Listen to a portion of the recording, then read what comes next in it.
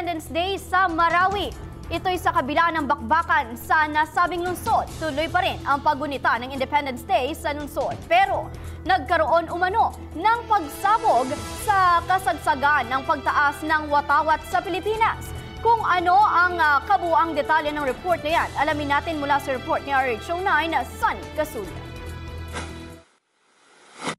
Itinaas ang bandila ng Republika sa Marawi City kahit na may patuloy ditong giyera ang militar at mga teroristang lumusob sa lungsod.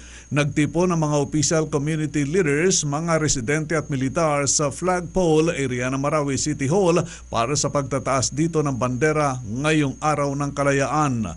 Ilang minuto bago ang seremonya ng flag raising, narinig ang malakas na pagsabog sa lugar na hindi kalayuan sa lugar ng okasyon.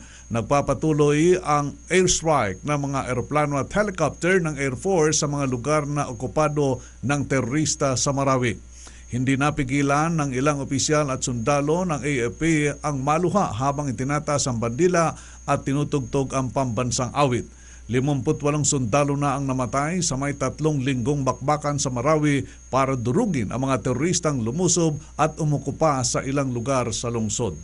Para sa MBC Network News, RH9, Sunny Casulla, naglilingkod sa pagbabalita. I-like po ang page ng DZRH News Television para updated at i-share ang trending news na balitang ito para mas marami ang makabalita. At mag-comment para alam namin ang opinion mo.